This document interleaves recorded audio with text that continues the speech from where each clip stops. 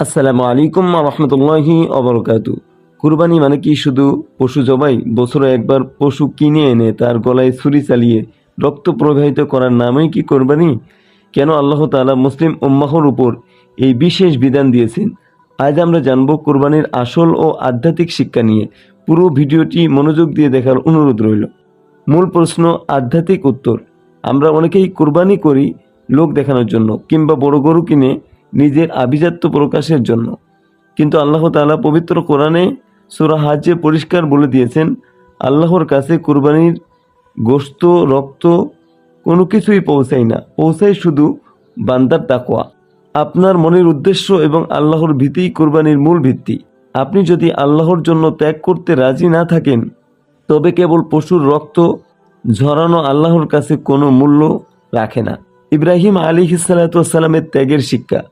কুরবানি আমাদের স্মরণ করিয়ে দেয় হযরত ইব্রাহিম আলাইহিসসালাম এবং ইসমাইল আলাইহিসসালামের সেই চরম ত্যাগের কথা।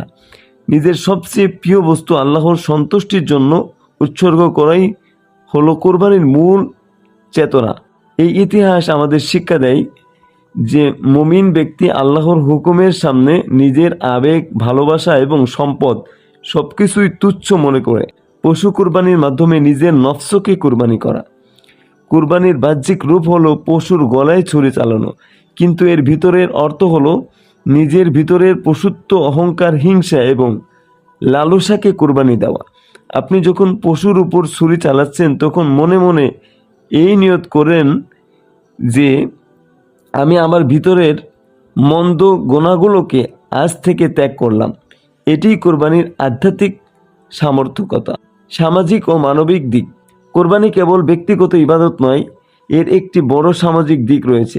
কোরবানির গোশত দারিদ্র, অসহায় এবং আত্মীয় স্বজনের মাঝে বন্টন করার নিয়ম আমাদের ত্যাগের শিক্ষা দেয়। এতে সমাজের বিত্তবান ও দরিদ্রের মাঝে একটি সেতুবন্ধন তৈরি করে।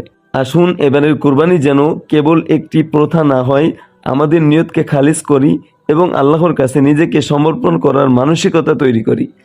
ভিডিওটি ভালো লাগলে শেয়ার করে অন্যদেরকেও জানার সুযোগ করে দিন। আপনার মূল্যবান মতামত কমেন্টে জানাতে ভুলবেন না। আল্লাহ আমাদের সবার কুরবানি কবুল করুন, আমিন।